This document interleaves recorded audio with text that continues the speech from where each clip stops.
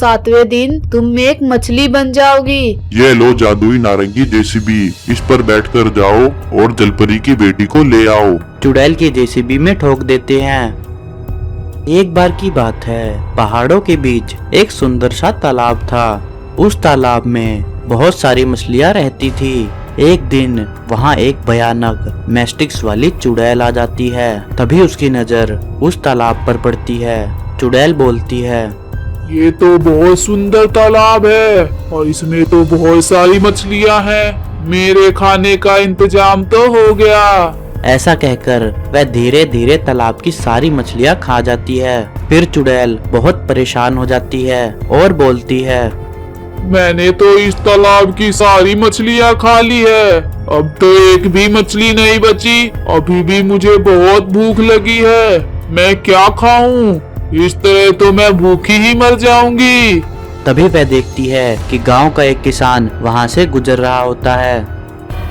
वह रामू को पकड़ लेती है और उसे मछली में बदल देती है और फिर उसे तालाब में छोड़ देती है। वहीं एक दिन बंटी और इमली अपनी माँ के साथ तालाब के पास टहल रहे होते हैं। तभी चुड़ैल बंटी और इमली को पकड़ लेती है और उन्हें मछली में बदल देती है। उनकी माँ यह सब देख लेती है और चुड़ैल को बोलती है, हे चुड़ैल, तुमने तो मेरे दोनों बच्चों को अपने जादू से मछली बना दिया।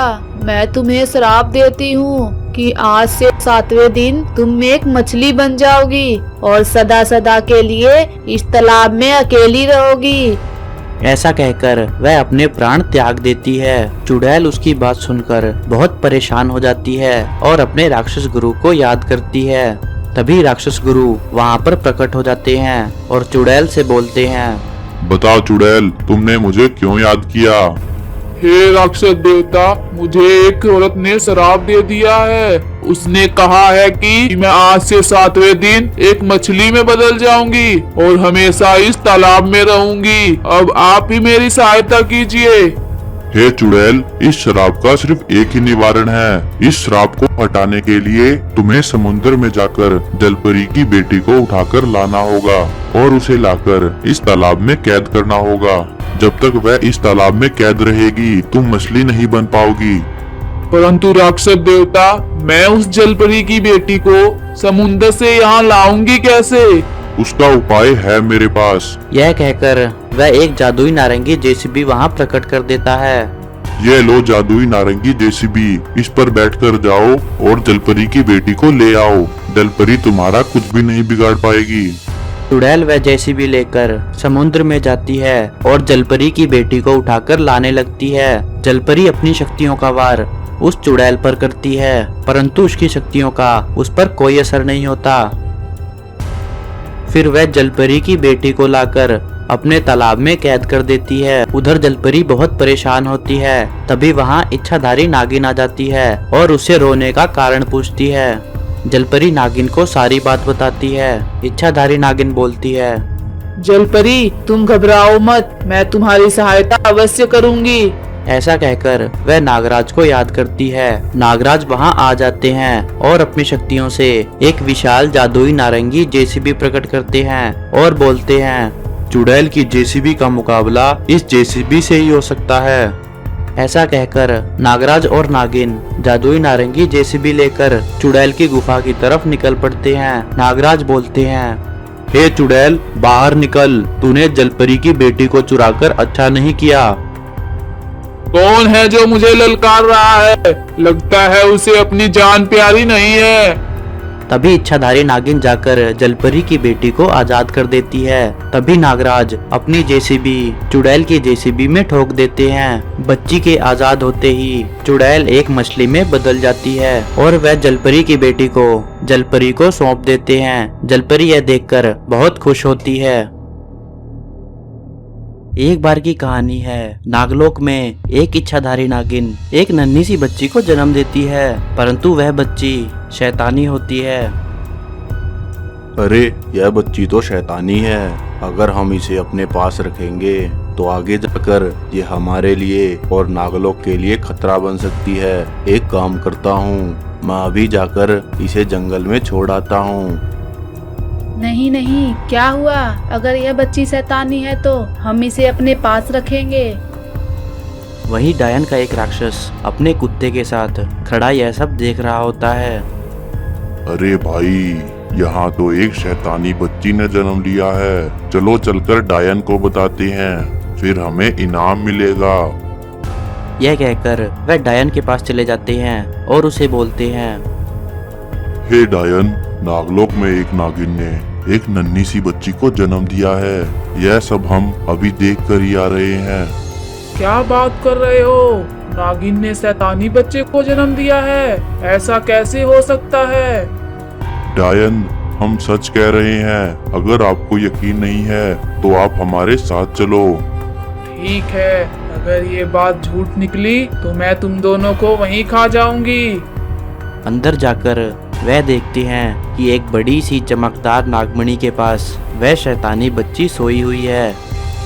उस बच्ची को देखकर डायन बहुत खुश होती है और बोलती है, शाबाश मेरे गुलामों, यह हुई ना बात। मैं इस बच्ची को पालूंगी और इसके बड़े होते ही इसे डायनपुर सौंप दूंगी। देखा डायन, हमने कहा था ना, नागिन ने एक शैतानी बच्ची को जन्म दिया है। ऐसा कहकर डायन उस बच्ची को लेकर वहां से निकल पड़ती है। वहीं एक चुड़ैल यह सब सुन लेती है और बोलती है, देखते हैं ये डायन इसे डायनपुर कैसे सौंपती है। चुड़ैल उनके पीछे जाकर यह देखती है कि डायन उस बच्ची को अपने घर ले जा रही है। चुड़ैल वहीं रुक जाती है और रात होने का इंतजार करने लगती है। जल्दी ही रात हो जाती है। जब डायन और उसके सैनिक सो रहे होते हैं, तभी चुड़ैल वह बच्चा वहां से उठा लेती है और बोलती है, आज रात मैं इस बच्ची को खा जाऊंगी। इसका मांस तो बहुत नरम है, इसे खाकर तो मजा आ जाएगा। वहीं नागलोक में जब नागराज और नागिन अपनी बच्ची को वहां नहीं पाते, तब वो दोनों भागे भागे पहरेदारों के पास जाते हैं। अरे हमारी बच्ची कहाँ गायब हो गई? तुमको यहाँ पहरेदारी के लिए रखा है या सोने के लिए? माफ कीजिए नागराज, एक डायन ने हमें बेहोश कर दिया और उस नन्ही बच्ची को उठाकर डायनपुर ले गई। यह सब सुनकर नागराज और नागिन दोनों डायनपुर पहुंच जाते हैं। वहां डायन बच्ची के गायब होने के कारण परेशान थी। बता डायन, हमारी बच्ची कहाँ है? तूने हमारी बच्ची को कहाँ छुपाया है? माफ करो नागराज, मेरी कोई संतान नहीं है, इसलिए मैं इस बच्ची को उठा लाई, परंतु आज रात ही वो बच्ची गायब हो गई। मुझे लगता है पास में चुड़ैलपुर की चुड़ैल उसे उठाकर ले गई होगी। नागराज, हमें वहाँ जल्द से जल्द पहुँचना होगा। ऐसा कहकर वे सभी चुड़ैल के इलाके में पहुंच जाते हैं। तभी डायन बोलती है, चुड़ैल कहीं की, जंगल के जानवरों को खाकर तेरा पेट नहीं भरा जो तू इस बच्ची को उठा लाई। उन सबको एक साथ देखकर चुड़ैल बहुत घबरा जाती है और वहां से भाग जाती है। डायन वह बच्ची नागराज को वापस दे देती है। एक बहुत बड़ा दरवाजा प्रकट हो जाता है और उस दरवाजे के अंदर से दो भूतिया बच्चे बाहर निकलते हैं और भैंस को उठाकर उस दरवाजे के अंदर चले जाते हैं। तुम्हारी गलती का परिणाम अब पूरा गांव भुगत रहा है। नागिन की चुड़ैल बेटी अपने भूतिया माँ बाप को मार देती है और इच्छाधारी नागिन को वहीं छोड़कर काली घाटी की तरफ निकल पड़ती है और जाकर काली घाटी में एक गुफा में रहने लगती है। उस गुफा में वह अपनी शक्तियों से दो भूतिया बच्चे पैदा करती है और उन्हें बोलती है, मेरे प्यारे बच्चों, मैंने तुम्हें अपनी शक्तियों से पैदा किया है। मैं इस पूरे संसार पर राज करना चाहती हूँ, इसलिए जाओ और मेरे लिए गांव के लोगों को पकड़ कर लाओ। हम उन्हें गुलाम बनाएंगे और उन गुलामों से अपनी सेना बनाएंगे और फिर हम इस संसार पर राज करेंगे। वह दोनों भूतिया बच्चे बोलते हैं, जो आज्ञा माँ, आप जैसा कहेंगे हम वैसा ही करेंगे। ऐसा कहकर वह दोनों भूतिया बच्चे गांव की तरफ निकल पड़ते हैं।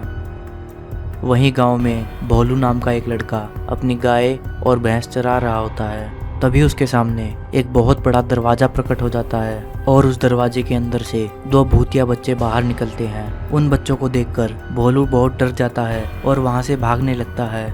तभी एक भूतिया बच्चा भोलू को पकड़ लेता है और दूसरा भूतिया बच्चा एक भैंस को उठा लेता है। वह दोनों भोलू और भैंस को उठाकर उस दरवाजे के अंदर चले जाते हैं।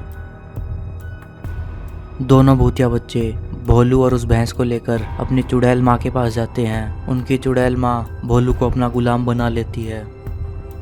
बहुत ही जल्द वह चुड़ैल अपनी एक बहुत बड़ी सेना बना लेती है और उस भूतिया सेना को लेकर गांव पर हमला कर देती है और सभी गांव वालों को पकड़कर अपना गुलाम बनाने लगती है। जब यह बात इच्छाधारी नागिन को पता चलती है तब वह उस चुड़ैल के पास जाती है और बोलती है, बेटी तुम ये क्या कर रही हो? इस तरह तो तुम पूरे गांव को बर्बाद कर दोगी। मैं तुम्हारी माँ हूँ, मैंने तुम्हें पाल पोस कर बड़ा किया है, क्या तुम मेरी बात नहीं मानोगी? भले ही तुमने मुझे पाल पोस कर बड़ा किया है, परंतु तुम मेरी माँ नहीं हो। और मुझे देखो, मैं एक चुड़ैल बन गई हूँ और इस संसार पर राज करना ही मेरा काम है। यह कहकर वह इच्छाधारी नागिन पर अपनी शक्तियों का वार करती है और उसे एक जगह कैद कर देती है। जब साधु बाबा को यह बात पता चलती है कि रामू और राधा की बेटी जो भूतिया पैदा हुई थी उसने पूरे गांव पर हमला कर दिया है, तब वह नागराज को याद करते हैं। नागराज जल्दी ही गांव में आ जाते हैं। साधु बाबा नागराज से बोलते हैं, नागराज, उस भूतिया बच्ची ने पूरे गांव वालों को अपना गुलाम बना लिया है और इच्छाधारी नागिन को भी कैद कर लिया है। हमें इच्छाधारी नागिन को बचाना होगा। नागराज गांव में जाते हैं और वह देखते हैं कि इच्छाधारी नागिन एक पिंजरे में कैद है। तभी वह अपनी शक्तियों से नागिन को उस पिंजरे से आज़ाद कर देते हैं और उसे बचाकर साधु बाबा के पास ले जाते हैं। फिर वह साधु बाबा को कहते हैं, साधु बाबा, अब हमें उस भूतिया बच्ची को मारना ही होगा, इसके अलावा हमारे पास कोई रास्ता नहीं है। नहीं नहीं, वह मेरी बेटी है, आप लोग उसे नहीं मार सकते। मैंने तुमको पहले ही कहा था कि तुम जिस बच्ची को पाल रही हो वह एक भूतिया बच्ची है और वह तुम्हारा सर्वनाश कर देगी, परंतु तुमने मेरी बात नहीं मानी। तुम्हारी गलती का परिणाम अब पूरा गांव भुगत रहा है। इस समस्या का कोई तो समाधान होगा। एक रास्ता है, परंतु वह रास्ता बहुत कठिन है। नहीं नहीं, मैं जाऊंगी, आप मुझे रास्ता बताइए। अगर तुम अपनी बेटी वापस पाना चाहती हो तो तुम्हें जलपरी का मोती लाना होगा। जलपरी तक पहुंचने के लिए तुम्हें एक भयानक जंगल से गुजरना होगा, फिर उसके बाद एक काली घाटी पार करनी होगी। उसके बाद तुम समुंदर की जलपरी के पास पहुंच जाओगी और वहां तुम्हें वह जलपरी मिलेगी जिसके पास वह मोती है। नागराज, आप उस चुड़ैल को रोक कर रखिए, मैं उस मोती को जाकर लेकर आती हूँ। यह कहकर वह मोती लेने के लिए वहां से निकल पड़ती है। सबसे पहले उसे एक भयानक जंगल मिलता है। उसी जंगल में इच्छाधारी नागिन को एक जंगली हाथी मिलता है। इच्छाधारी नागिन अपनी शक्तियों का वार करती है और जंगली हाथी को वहीं मौत के घाट उतार देती है। उसके बाद वह काली घाटी जाती है। वहां पर एक राक्षस उसका रास्ता रोक लेता है। तभी इच्छाधारी नागिन अपनी शक्तियों का वार करती है और उसे हरा देती है। अंत में वह जलपरी की झील तक पहुंच जाती है और वहां जाकर बोलती है, हे जलपरी, आप मुझे अपना मोती दे दीजिए, इस मोती से मैं अपनी बेटी को ठीक कर पाऊंगी। जलपरी उसे अपना मोती दे देती है। इच्छाधारी नागिन वह मोती लेकर गांव की तरफ निकल पड़ती है। गांव में पहुंचकर इच्छाधारी नागिन देखती है कि चुड़ैल और उसके 2 भूतिया बच्चों ने नागराज को कैद किया हुआ है। इच्छाधारी नागिन घबरा जाती है। तभी साधु बाबा इच्छाधारी नागिन को बोलते हैं, इच्छाधारी नागिन, आप शिव जी की प्रार्थना कीजिए, शिव जी ही आपकी खोई हुई शक्ति आपको वापस करेंगे, तभी आप इस चुड़ैल को हरा सकते हैं। इच्छाधारी नागिन शिव जी की प्रार्थना करने लगती है। तभी शिव जी की मूर्ति से एक शक्ति निकलती है और वह शक्ति जाकर इच्छाधारी नागिन को लगती है और इच्छाधारी नागिन की सारी शक्तियाँ उसके पास आ जाती हैं। शक्तियाँ वापस आते ही वह उस चुड़ैल पर हमला कर देती हैं। चुड़ैल और इच्छाधारी नागिन में बहुत ही घमासान लड़ाई हो जाती है। तभी इच्छाधारी नागिन वह मोती चुड़ैल के ऊपर फेंकती है। मोती लगते ही चुड़ैल ठीक हो जाती है और वह चुड़ैल इंसानी रूप में बदल जाती है। यह देखकर इच्छाधारी नागिन बहुत खुश होती है। तो प्यारे दोस्तों, कैसी लगी आपको यह कहानी? ऐसी ही और कहानियाँ देखने के लिए हमारे चैनल से जुड़े रहें। धन्यवाद। एक बार की बात है, जब परीलोक में एक चुड़ैल रानी परी की शक्तियाँ चुरा रही होती है, तभी वहाँ दो परियां आती हैं और बोलती हैं, चुड़ैल छोड़ दे रानी परी को। ऐसा कहकर जैसे ही वह दोनों परियां चुड़ैल की तरफ बढ़ती हैं, तभी चुड़ैल अपनी शक्तियों से उनके पास बड़े बड़े दो पत्थर खड़े कर देती है। वे पत्थर परियों के इर्द गिर्द घूमने लगते हैं। यह सब देखकर परियां घबरा जाती हैं। एक डायन पीछे खड़ी यह सब देख रही होती है। तभी वो पत्थर दोनों परियों को अपने अंदर दबा लेते हैं। दोनों परियों की वहीं मौत हो जाती है। चुड़ैल उन दोनों परियों के पास जाती है और उन दोनों परियों की शक्तियां चुरा लेती है। तभी उसकी नजर पास में खड़ी परी की बेटी पर पड़ती है। जैसे ही चुड़ैल उस बच्ची की शक्तियां चुराने के लिए आगे बढ़ती है, तभी वहाँ डायन आ जाती है और बोलती है, चुड़ैल इसे छोड़ दे। मेरे रास्ते से हट जा, इसकी शक्तियाँ पाकर मैं पूरी दुनिया पर राज करूंगी। ऐसा कहकर वह चुड़ैल अपनी शक्तियों का वार उस डायन पर करती है, परंतु उसकी शक्तियों का डायन पर कोई असर नहीं होता। तेरी इतनी शक्तियाँ काफी नहीं है मुझे मारने के लिए। इतना कहकर डायन उस बच्ची को लेकर वहाँ से गायब हो जाती है। डायन परी की बच्ची को लेकर काली घाटी जाती है और उसका पालन पोषण करने लगती है। उधर चुड़ैल गुस्से की आग में जल रही होती है और बोलती है, मैं उस डायन को नहीं छोड़ूंगी, मैं उसे मारकर उसकी शक्तियाँ भी चुरा लूंगी। तभी वहाँ एक बाबा प्रकट हो जाता है और बोलता है, चुड़ैल, तेरी इन शक्तियों से तू उस डायन को नहीं हरा सकती। तुझे उस डायन को हराने के लिए नागलोक के नागराज और इच्छाधारी नागिन की शक्तियाँ चुरानी होंगी। इतना कहकर वह बाबा वहाँ से गायब हो जाता है। चुड़ैल नागराज और नागिन की शक्ति चुराने के लिए नागलोक की तरफ निकल पड़ती है। नागलोक पहुंचते ही वह देखती है कि सामने से नागिन आ रही है। तभी वह अपनी शक्तियों का वार नागिन पर करती है। शक्तियां लगते ही नागिन नीचे गिर जाती है। तभी चुड़ैल नागिन के पास जाती है और उसकी सारी शक्तियां चुरा लेती है। चुड़ैल की शक्तियां चुराने के बाद वह डायन को मारने के लिए काली घाटी निकल पड़ती है। उधर जब नागराज नागलोक वापिस आता है, तब वह देखता है कि नागिन नीचे गिरी हुई है। नागिन जब नागराज को देखती है, तब वह नागराज को सारी बात बता देती है कि किस तरह एक चुड़ैल ने मुझ पर हमला कर दिया और मेरी सारी शक्तियाँ चुरा ली। अब वो चुड़ैल डायन की बेटी को मारने गई है। आप जाइए और उसे बचा लीजिए। यह सुनकर नागराज बहुत क्रोधित हो जाते हैं और काली घाटी की तरफ निकल पड़ते हैं। नागराज को देखकर चुड़ैल घबरा जाती है। तभी नागराज चुड़ैल पर अपने सांप छोड़ देते हैं। वे सांप चुड़ैल को जकड़ लेते हैं और चुड़ैल को मौत के घाट उतार देते हैं। नागराज को देखकर डायन बोलती है, नागराज, इस चुड़ैल ने नागिन और परियों की शक्तियाँ चुरा ली है। ये इस बच्ची की शक्तियाँ चुराने वाली थी। डायन की बात सुनकर नागराज परी की बेटी को लेकर परीलोक निकल पड़ते हैं। नागराज नागलोक जाते हैं और उन परियों के सामने नागमणि रख देते हैं। तभी नागमणि से एक शक्ति निकलती है और वो शक्ति जाकर तीनों परियों को लगती है। शक्तियां लगते ही तीनों परियां वापस जीवित हो जाती हैं। सभी परियां नागराज का धन्यवाद करती हैं। बच्ची अपनी माँ को पाकर बहुत खुश होती है। फिर नागराज नागलोक की तरफ निकल पड़ते हैं। तो प्यारे दोस्तों, कैसी लगी आपको यह कहानी? ऐसी ही और कहानियां देखने के लिए हमारे चैनल से जुड़े रहें। धन्यवाद। एक दानव भूतिया नागराज निकलता है। छोड़ दो मुझे। नागिन की बेटी कालिया राक्षस का ध्यान भटकाने लगती है और उसे लेकर एक बार की बात है, कालिया राक्षस और एक सपेरा एक गर्भवती इच्छाधारी नागिन के पीछे पड़े होते हैं। सपेरे, जल्दी से इस इच्छाधारी नागिन को पकड़, वरना ये यहाँ से भाग जाएगी। इससे पहले वह इच्छाधारी नागिन को पकड़ते इच्छाधारी नागिन वहां से गायब हो जाती है। तभी सपेरा अपनी बीन बजाने लगता है। बीन की आवाज सुनते ही नागराज मंत्रमुग्ध हो जाते हैं। यह देखकर कालिया राक्षस जैसे ही नागमणि को छूने के लिए आगे बढ़ता है, तभी नागमणि से एक शक्ति निकलती है। शक्ति लगते ही कालिया राक्षस दूर जाकर गिरता है। यह सब देखकर कालिया राक्षस और सपेरा दोनों घबरा जाते हैं। तभी नागमणि से एक शक्ति निकलती है। वो शक्ति नागराज और कालिया राक्षस को अपने अंदर समा लेती है।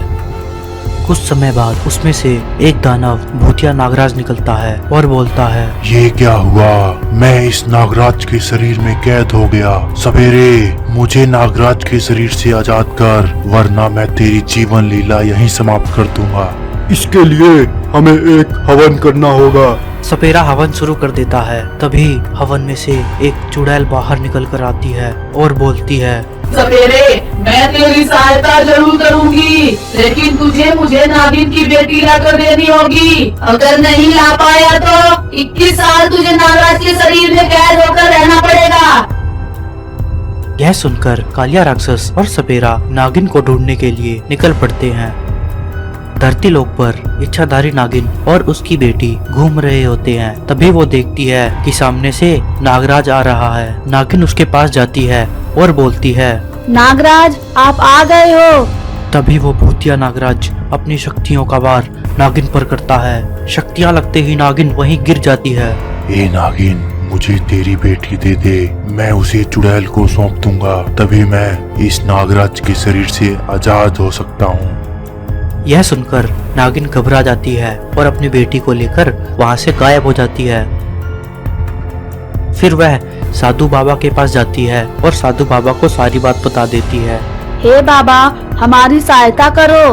वो दुष्ट कालिया नागराज के शरीर में घुस गया है और मेरी बेटी को मारना चाहता है। साधु बाबा अपनी शक्तियों से देख लेते हैं कि ये काम उस नागमणि से हुआ है। बेटा, हमें वो नागमणि चाहिए। तुम किसी तरह कालिया राक्षस का ध्यान भटकाकर यहाँ ले आना। उसके बाद हम नागराज को उसके शरीर से आजाद करवा देंगे। नागिन नागमणि ले आती है।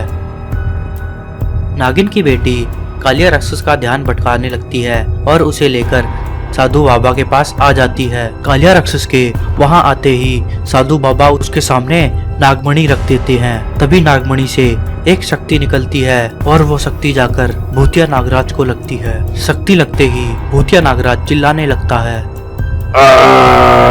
छोड़ दो मुझे। और उसके अंदर से नागराज आजाद हो जाता है। नागिन और उसकी बेटी नागराज को देखकर बहुत खुश होते हैं। फिर साधु बाबा अपनी शक्तियों का वार कालिया राक्षस पे करते हैं। शक्तियां लगते ही कालिया राक्षस नागमणि में कैद हो जाता है। यह सब देखकर सपेरा घबरा जाता है और वहां से भागने लगता है। नागराज अपनी शक्तियों का वार उस सपेरे पे करते हैं और उस सपेरे को वहीं मौत के घाट उतार देते हैं। फिर नागराज इच्छाधारी नागिन के साथ अपनी बेटी को लेकर नागलोक की तरफ निकल पड़ते हैं। बहुत समय पहले एक दिन बहुत सारी लालची चुड़ैलें एक गांव में घुस जाती हैं। एक चुड़ैल बोलती है, अगर हम ऐसे ही घूमते रहे तो ये गांव वाले हमें आग लगाकर मार देंगे, लेकिन हमें अपनी शक्तियां बढ़ाने के लिए गांव वालों को मारकर खाना होगा। तभी अचानक उस चुड़ैल को एक माचिस नजर आती है। चुड़ैल बोलती है, देखो बहनों, ये माचिस, हम इस माचिस के अंदर घुस जाते हैं। जैसे ही कोई इस माचिस को उठाने आएगा, हम उसे अंदर खींच लेंगे, किसी को पता भी नहीं चलेगा। देखते ही देखते सभी चुड़ैलें एक एक करके माचिस के अंदर घुस जाती हैं और अपने शिकार का इंतजार करने लगती हैं। तभी वहां से गांव के कुछ बच्चे गुजर रहे होते हैं। उनकी नजर उस माचिस पर पड़ती है। एक बच्चा बोलता है, अरे भाई देखो माचिस, चलो हम सब माचिस को इकट्ठा कर लेते हैं, फिर एक माचिस की कार बनाएंगे, मजा ही आ जाएगा। तभी अचानक से उस माचिस में से सारी चुड़ैलें बाहर आ जाती हैं और बच्चों को एक एक करके माचिस के अंदर ले जाती हैं। बच्चे चिल्लाने लगते हैं, बचाओ बचाओ, कोई तो बचाओ, ये चुड़ैलें हमें खा जाएंगी। वो चुड़ैलें उन बच्चों को लेकर अपनी गुफा में जाती हैं और उन्हें अपना बंदी बना लेती हैं। एक चुड़ैल बोलती है, बहन देखो, अभी तो हमारे पास 4 ही बच्चे हुए हैं, हमें एक बच्चा और चाहिए, फिर हम उन्हें अमावस्या की रात को मार देंगे और मारकर खा जाएंगे, इससे हमारी शक्तियाँ 1000 गुना बढ़ जाएंगी। ऐसा कहकर वह एक और बच्चे को लेने के लिए गांव की तरफ निकल पड़ते हैं। तभी एक चुड़ैल माचिस के अंदर चली जाती है और बोलती है, कहाँ है मेरा शिकार, जल्दी से आ जा, फिर मैं तुझे माचिस के अंदर घसीटूंगी। वहीं सभी गांव वाले बच्चों के गायब होने की वजह से बहुत परेशान थे और सांपों को मार मार कर भगा रहे थे। तभी एक सांप बोलता है, अरे भाई तुम हमें क्यों मार रहे हो? हमने तो ऐसा कुछ भी नहीं किया। तभी वहाँ इच्छाधारी नागिन और नागराज पहुँच जाते हैं। इंसान, तुम हमारे प्रिय सांपों को क्यों मार रहे हो? नाग देवता, हमारे बच्चों को ये सांप उठाकर ले जाते हैं और मारकर खा जाते हैं, इसलिए हम इन सभी सांपों को एक एक करके मार रहे हैं ताकि हमारे बच्चे सुरक्षित रहें। तभी नागराज अपनी शक्तियों से देख लेता है कि ये कौन कर रहा है। ये देखो गांव वालों, ये काम ये चुड़ैलें कर रही हैं और तुम इन सांपों को बेवजह ही मार रहे हो। नागराज, इन चुड़ैलों से हमारी मदद करो, कृपया हमारे बच्चों को वापस ले आओ। ठीक है, मैं तुम्हारे बच्चों को वापस ले आऊंगा, लेकिन तुम इन सांपों को मारना बंद करो और सभी गांव वालों से बोलो कि वो भी इन सांपों को मारना बंद करें। तभी सभी गांव वाले सांपों को मारना बंद कर देते हैं।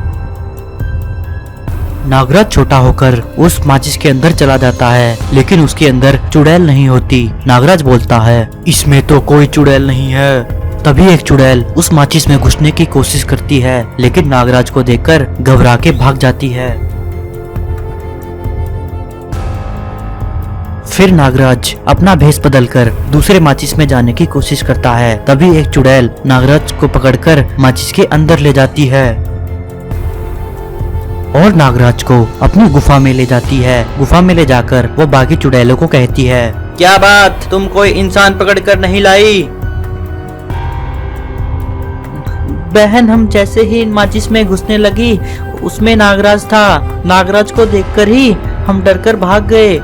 लगता है नागराज को पता लग गया, हमें इन्हें जल्दी ही मारना होगा। कोई बात नहीं, हमारे पास 5 इंसान हो गए और आज तो अमावस्या की रात भी है। चलो जल्दी से यज्ञ की तैयारी करो, आज हम 1000 गुना शक्तिशाली हो ही जाएंगे और ब्रह्मांड पे राज करेंगे। सभी चुड़ैलें हवन की तैयारी करने लगती हैं। तभी नागराज अपने असली रूप में आ जाता है और उन बच्चों को लेकर गुफा से बाहर आ जाता है और इच्छाधारी नागिन भी वहाँ पे आ जाती है। नागराज नागिन से कहता है, नागिन, इन्हें सुरक्षित गांव तक पहुंचा दो, इतने मैं चुड़ैल को मार कर आता हूँ। नागिन उन बच्चों को लेकर गांव की तरफ निकल पड़ती है। तभी नागराज अपनी शक्तियों से गुफा को कैद कर लेता है। चुड़ैलों को पता लग जाता है कि नागराज ने गुफा को कैद कर लिया है। वह बाहर आने की कोशिश करती हैं, परंतु नहीं आ पाती। बोलू नागराज, तूने हमें कैद करके अच्छा नहीं किया, हमें आजाद कर दे वरना मारा जाएगा।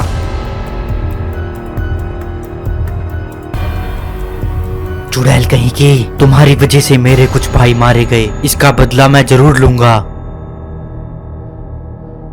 तभी नागराज सारी गुफा को आग लगा देता है और गुफा समेत सभी चुड़ैलों को पाताल लोक भेज देता है।